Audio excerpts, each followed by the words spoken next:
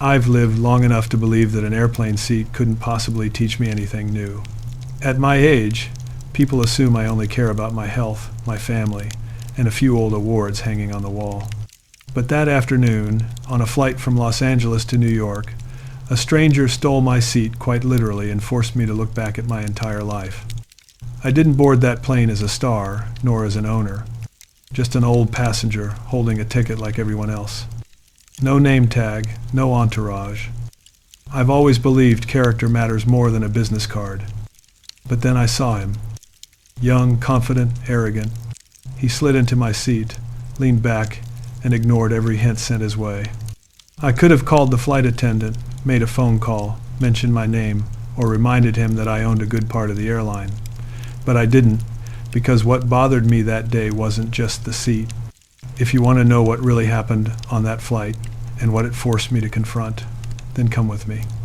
That day, I dressed so simply, no one bothered to look twice. Faded jeans at the knees, a half-buttoned shirt, a thin jacket, and old boots that had walked through more film sets than some young actors walk into theaters. No sunglasses, no hat, nothing to remind people. I'd spent a lifetime in front of a camera. Just an old man with a small bag, a first-class ticket, and one wish. A quiet flight from Los Angeles to New York. Lax that afternoon was crowded but not chaotic. White ceiling lights, the roll of suitcase wheels on the floor, announcements echoing like the heartbeat of a giant machine. I passed security quickly, too familiar with the routine to care. I grabbed a cup of black coffee and watched the planes outside the window. The sun was sinking, the light dimming, the whole runway coated in a cold metallic glow. When first-class boarding was announced, I stood up, grabbed my bag, and walked toward the gate. No one asked for a photo. No one called my name. I didn't feel sad about that. Live long enough in this industry, and you'll learn that solitude is a rare gift. I handed my boarding pass to the agent, heard the familiar beep, and walked down the jet bridge. The moment I stepped into the first-class cabin, I sensed a different atmosphere. Not the smell of new leather or expensive wine, but the distinct air of people who believe their time is worth more than everyone else's. Phones lighting up, urgent voices, the words deadline, deal, investor overlapping.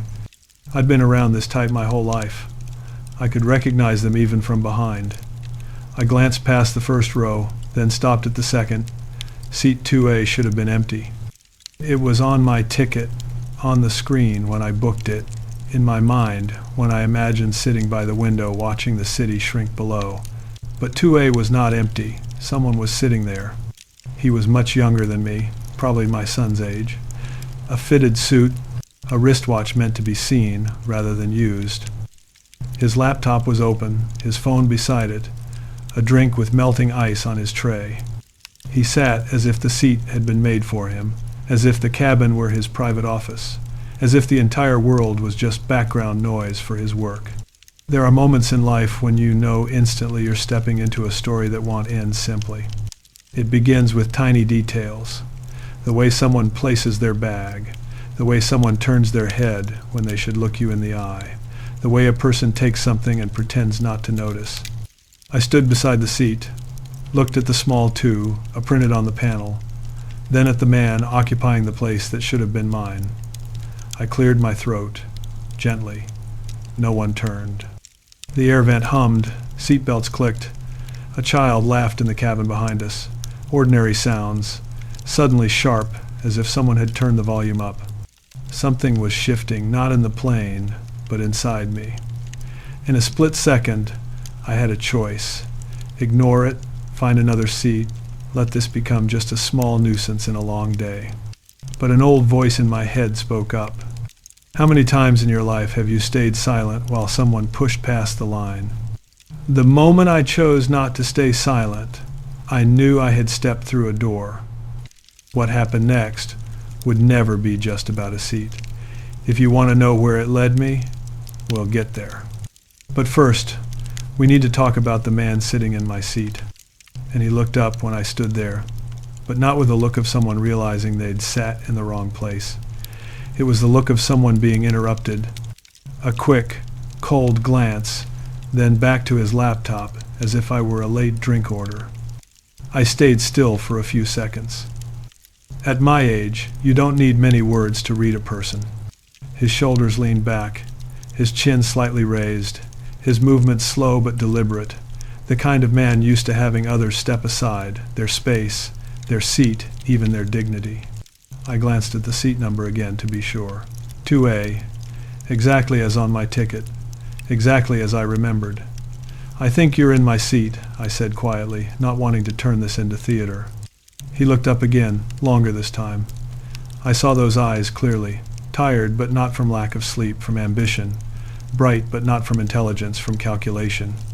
He glanced at my ticket, smirked, and curled one side of his lip. "There are plenty of seats," he said, annoyed. "You can take another one. I need to sit here. I have important work." It heard that line more times than he could imagine. My whole life revolved around people with important work, busy directors, busy producers, busy leading actors, busy agents. Everyone was so busy, their time seemed more valuable than the people around them. His sentence wasn't new. It just landed on a worn-out spot inside me.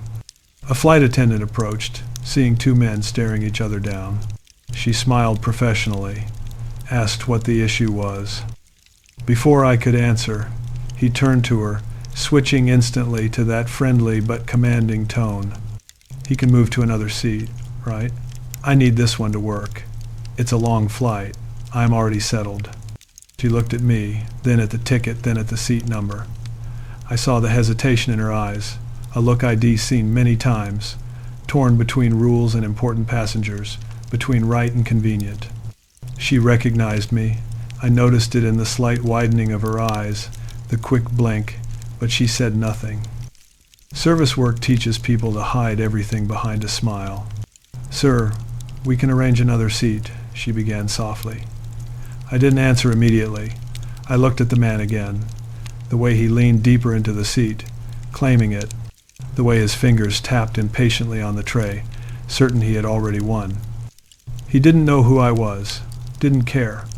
In his mind, I was just an old man stubborn about a seat. The funny thing was, in that moment, I felt light.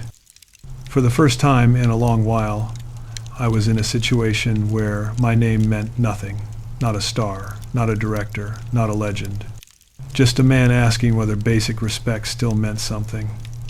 "I paid for this seat," I said slowly. "I don't want anyone in trouble. I just want to sit in the place that's mine." He laughed short, sharp, slightly sour. "You don't get it," he muttered. "In this world, the seat belongs to whoever sits faster."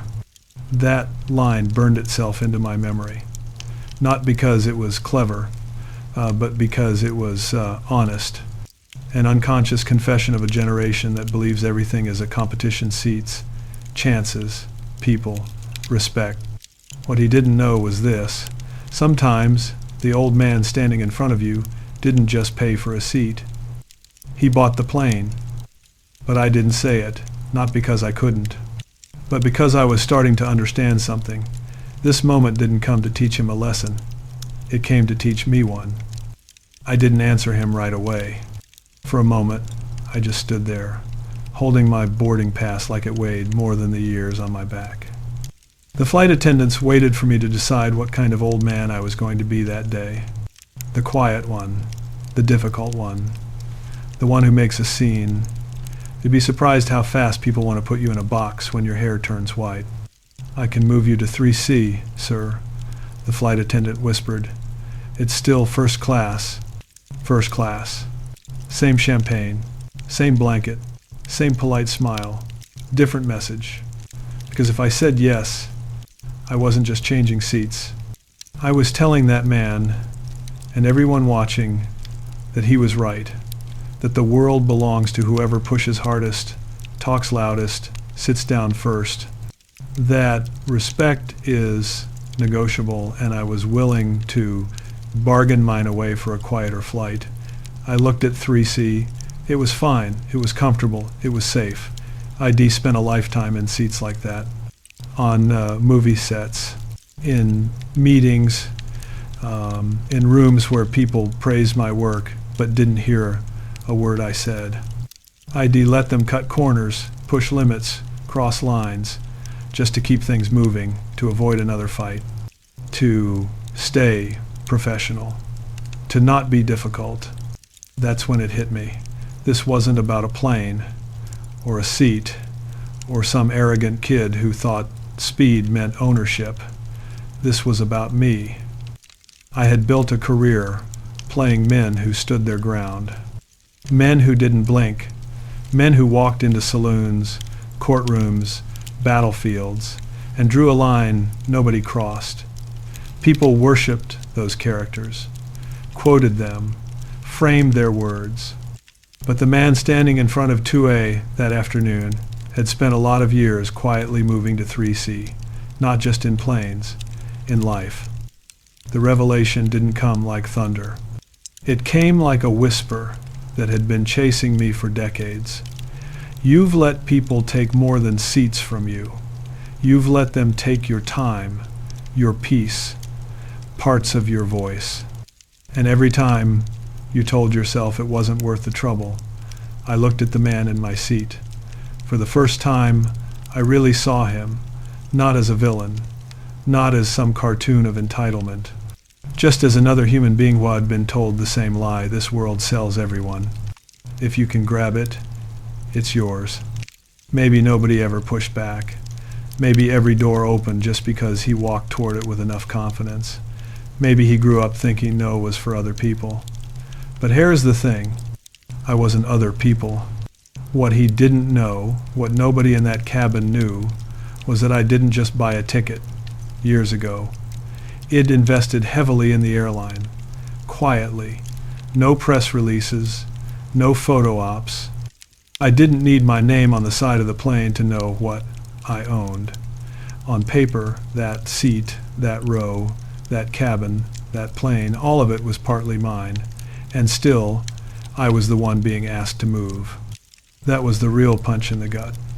Not that he took my spot, but that I almost let him.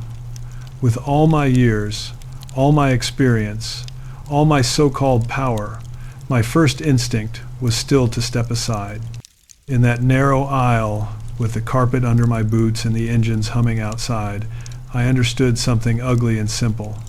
You can own the plane and still live like a man who doesn't believe he deserves the seat. That was the revelation.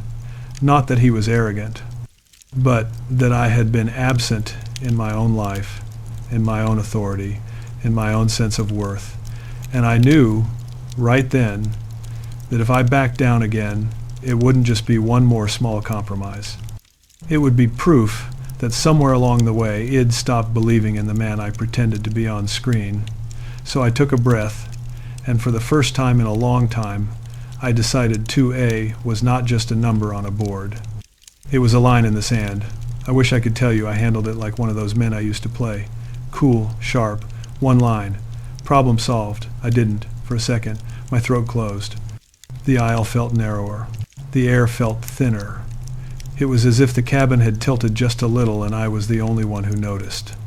I could hear ice clinking in glasses, pages turning, someone laughing 3 rows back while something inside me quietly cracked.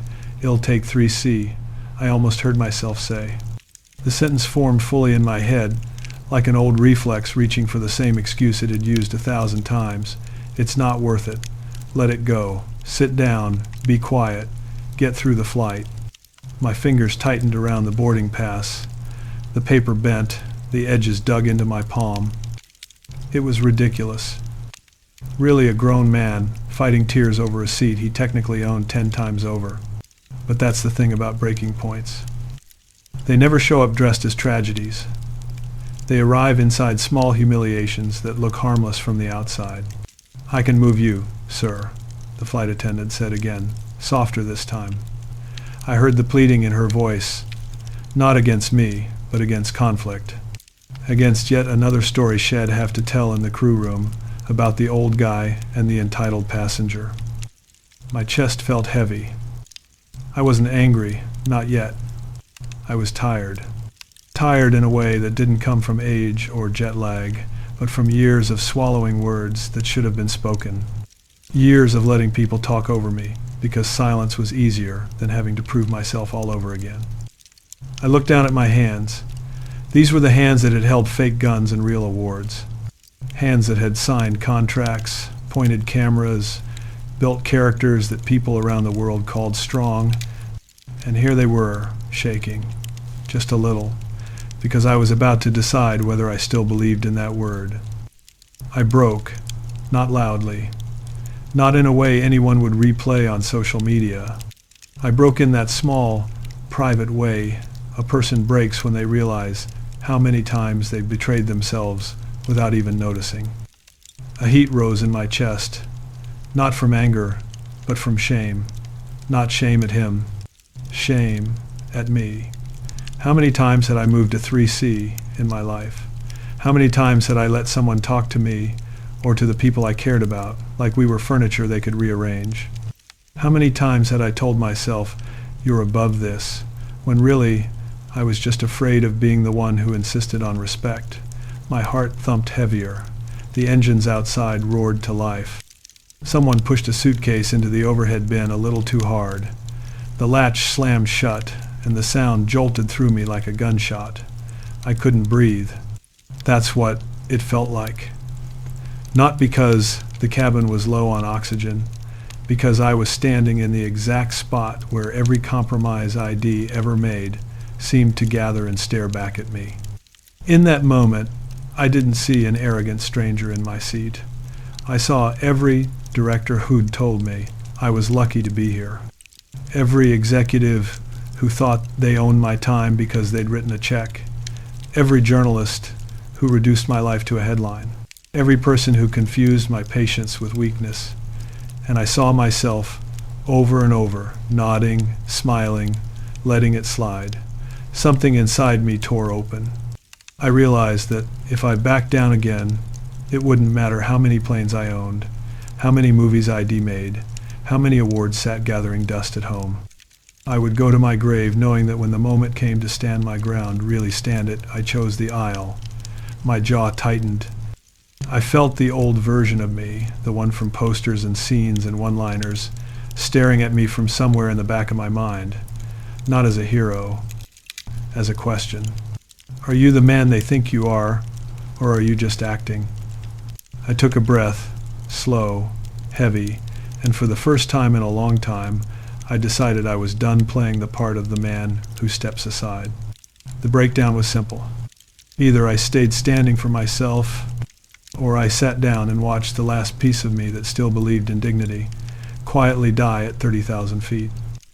I chose not to die that day. I didn't raise my voice. I didn't need to.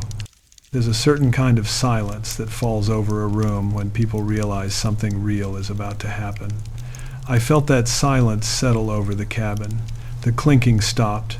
The small talk faded. Even the engines outside seemed to hum lower, like the whole plane was leaning in. "I want take 3C, I said. The flight attendant blinked, surprised. She wasn't used to that answer. Most people just moved. Easier that way. Quicker, cleaner. This is my seat. I continued, looking at the man in 2A, not at her. I paid for it. It's on my ticket, and I am not moving. He leaned back, arms crossing over his chest, giving me that look young men reserve for rules they think don't apply to them. "Sir, I already sat down," he said. "You've set up my work. It's just a seat. Don't make this a big deal." There it was. The line people use when they want you to swallow something you shouldn't. Don't make this a big deal. I let his words hang there for a second. "That's the problem," I replied. "You think it's not a big deal. You think sitting in something that doesn't belong to you is just efficient. You think pushing someone out of the way is just being decisive. You think taking isn't taking if the person you're taking from is too polite to fight back." His face tightened. For the first time, he really looked at me, not the old man, the man. "You don't understand how the world works," he muttered. "No," I said quietly. "I understand it perfectly. I've watched it for 90-some years. I could have brought up the airline. I could have mentioned ownership, investments, shares, boards. It would have ended the conversation in 1 second. The flight attendant would have apologized. The man would have stumbled over some excuse, and everyone would have clapped silently in their heads for the powerful man defending himself with power. But that wasn't the lesson I needed, and it wasn't the lesson he needed either. This isn't about status, I said. This is about respect. If you think the world belongs to whoever grabs fastest, you're going to spend your life stealing seats and wondering why you're still empty inside when you land. He scoffed, but there was less confidence in it now. The flight attendant shifted her weight, torn between schedules and conscience. People were watching. Phones were out, but low, half hidden. That's the era we live in. Everyone ready to record, no one ready to step in. I didn't give a speech. I didn't deliver a movie monologue. I just said what I wish someone had said to me when I was his age. Listen. One day, you'll be the one standing in the aisle, wondering when exactly you stopped recognizing the man you've become. It won't be because of one big sin. It'll be because of 1,000 small things you told yourself were no big deal. He stared at me, jaw clenched. For a moment, we were just two men, not a villain and a hero, not young and old, not rich and richer. Just two human beings standing in front of a very simple question. Who are you? When nobody forces you to do the right thing. The lesson hit me as hard as it hit him. Dignity isn't what the world gives you. It's what you refuse to sell, even when the price looks reasonable. I wasn't trying to humiliate him. I wasn't trying to win. I was trying to draw a line for both of us. You can keep the seat, I said finally, if you're willing to look me in the eye and say you deserve it more than I do. He opened his mouth, closed it, looked at the boarding pass still crumpled in my hand, looked at the number above his head. Then, slowly, the fight drained out of his shoulders. He unbuckled his belt, stood up, cleared his throat. "It's your seat," he muttered. "Ill move." No applause, no soundtrack. Just the soft click of his belt, the rustle of him sliding into 3C, and the quiet weight of a plane full of people who had just watched something very old-fashioned and very rare. A man choosing respect over convenience. That, more than any title, any ownership, any name on a screen, was the only power worth keeping. When I finally sat down in 2A, it didn't feel like a victory. It felt like a mirror. The leather was the same as any other seat in that cabin. Same legroom, same little pillow waiting to be ignored, same window looking out over the wing. But there was a difference I could feel in my bones. I hadn't inherited that spot from fame or money or fear. I'd taken it back from a version of myself that had been stepping aside for too long. The man in 3C stayed quiet. He avoided eye contact, suddenly very interested in whatever was on his laptop screen. Every now and then, I could feel his glance brush past me, full of something between embarrassment and confusion, not hatred, not resentment, just the raw discomfort of seeing himself for the first time the way the world sees him. I knew that feeling. ID had it too. The plane pushed back from the gate. The safety demonstration played. I watched the flight attendant buckle and unbuckle her belt with practiced calm, and I wondered how many small battles she had watched in this cabin, how many times Shed had to choose between rules and convenience, between right and smooth. When the engines roared and we started to move, I turned my head toward the window. The runway lights blurred into long white lines. The sky was folding into evening, a thin strip of orange fading at the horizon. As we lifted off, the city shrank, and with it, a little of the noise inside me. I didn't feel triumphant. I felt cleaner. You don't change at 90 overnight. You don't walk off a plane a brand new man. But something subtle shifted. A weight I didn't know I was carrying slid a little off my shoulders. Not because it'd put someone in their place, but because, for once, I hadn't left mine. I thought about all the young men like him, smart, fast, hungry, taught that success means never apologizing, never backing down, never yielding an inch. Taught that kindness is weakness and humility is for people who lose, they errant monsters. They're just following instructions the world keeps drilling into them. And I thought about my own generation. How many of us traded tenderness for toughness, silence for stoicism, respect for control? We built empires, careers, reputations, and somewhere along the way forgot how to simply say, "This isn't right," without needing an audience to clap. Somewhere over the country, when the cabin lights dimmed and most people slipped on headphones or closed their eyes, I just sat there, listening to the quiet hum of the engines. A flight attendant passed by and paused. "Do you need anything, Mr. Eastwood?" she asked softly. For years, that question always meant more champagne, a different pillow, a faster car waiting on the tarmac. This time, I understood I needed something much simpler. "No," I said, "I am fine. Thank you." But what I meant was, I am finally okay with taking up the space that's mine. No more, no less. I glanced toward 3C. The man was staring at the ceiling, headphones in, hands folded together. He looked smaller than when Head marched onto the plane like he owned the sky. Not defeated, just human. I hoped, quietly, that one day Head'd be in a crowded room, or a tight hallway, or on another plane, and someone would try to move him aside in the name of no big deal. And, before he stepped away, he would remember an old man in 2A who made him switch seats without yelling, without threats, without dropping a single important name. Maybe then, He'd understand that the real lesson wasn't about hierarchy. It was about responsibility. Responsibility for the space you occupy.